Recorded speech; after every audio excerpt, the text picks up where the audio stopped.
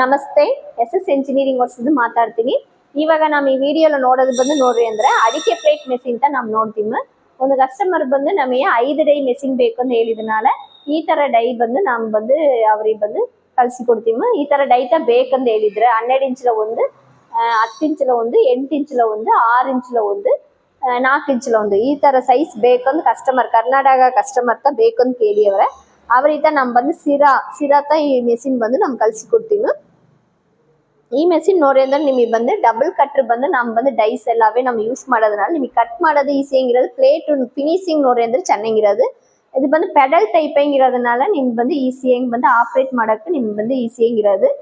2 HP motor ನಿಮಗೆ ಬಂದು ನೋಡ್ರಿ ಅಂದ್ರೆ ಒನ್ ಮಿನಿಟ್ಲ ಬಂದು ಒಂದು ಪ್ಲೇಟ್ ಬಂದು ತಗೊಂಡು ಕಡ್ಬೋದು. ಈಗ ಬಂದು ನಿಮಗೆ 1 ಅವರ್ ನೋಡ್ರಿ ಅಂದ್ರೆ ನಿಮಗೆ ಒಂದು ಡೈಲ ಬಂದು ನಿಮ್ಮ 50 ಪ್ಲೇಟ್ ತಗೊಂಡು ಕಡ್ಬೋದು. ಇದೇ ಬಂದು ನೋಡ್ರಿ ಅಂದ್ರೆ ಈ ತರ ಮೆಷಿನ್ ಏதாவது ನಿಮಗೆ ಡೀಟೇಲ್ಸ್ ಬೇಕಂದ್ರೆ ಕೆಳಗಿರೋ ನಂಬರಿಗೆ ಕಾಲ್ ಮಾಡಿಯೋ. ನಮಸ್ತೆ.